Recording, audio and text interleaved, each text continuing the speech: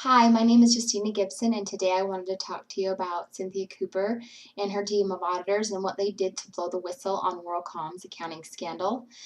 First, I'll just give you a brief overview of the story, and then we'll compare the 8 steps in our book, Managing Business Ethics by Trevino and Nielsen. This is a story about Cynthia Cooper and her team of auditors that fought against every roadblock to find the truth about WorldCom's shady accounting practices. Even though Cynthia and her team were internal operations auditors, they went above and beyond out of their jurisdiction to even go as far to get into the financial audit that Arthur Andersen had prepared and to recreate that to see what actually was the truth. Cynthia and her team, because of all their work, they exposed a huge accounting scandal that rocked the financial world. So first what we'll do is look at steps 1 and 2. Step 1 is gathering the evidence. Now for Cynthia, as I said before, this was something that she really felt strongly about, and she went above and beyond. I mean, her team would stay late nights, hours and hours after the other people would leave, very secretively going through, just scouring the books, going through transaction after transaction, sometimes even crashing the servers because of the amount of data was so large. Cynthia and her team were operational auditors, I said before.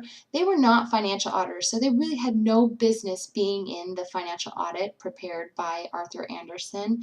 But regardless of that, and even being told by our bosses to stop, like Cynthia would not stop. She just kept pushing forward.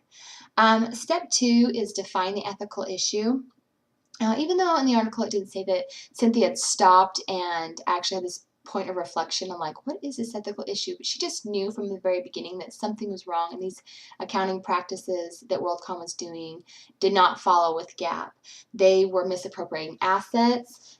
They were booking expenses as capital expenditures, and they were also kind of robbing Peter to pay Paul. They would transfer reserves from one division to another as to do a sort of income smoothing to make the WorldCom's books look a little bit better than they actually were. And steps 3 and 4, step 3 is identify the parties affected. Obviously, from the information that Cynthia was looking at, if this was true, it could affect thousands of lives, her friends, her family, her colleagues, not to mention the ripple effect that caused throughout the financial world. Number 4, identify the consequences. This was a huge risk for Cynthia and her team. This caused the company to go bankrupt, thousands of people to lose their jobs, and hundreds and thousands of investors to lose in the stock market. Steps 5 and 6. Step 5 is identify the obligations. Now, first of all, Cynthia was the head of auditing, so she had an obligation to report anything sensitive to the audit committee. Even though she was shot down, Cynthia also had this internal motivation, this internal obligation to herself to tell the truth. Step 6 is consider your character and integrity.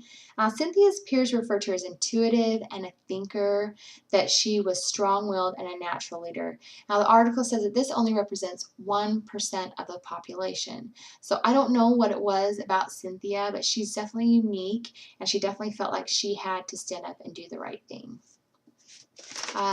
Steps 7 and 8. Step 7 is think creatively about your potential actions. Now, to me, Cynthia and her team took every angle that they could, every angle in gathering the evidence, every angle in approaching management, bosses, CEOs, audit committee, and she just was not going to stop until somebody listened to her, until somebody knew what was going on. And then finally, step 8, check your gut. Now, throughout the whole article, Cynthia pushed hard to find the truth because she knew deep down that there was something wrong. The article described it as Cynthia having a feeling of vague discomfort, and that was her gut telling her that it was just something not right and to keep looking. So according to Trevino and Nielsen, Cynthia actually did follow all 8 of the steps, whether she did it consciously or unconsciously. This is, to me, a real story of moral courage and proof that it only takes one person to make a difference. Thank you.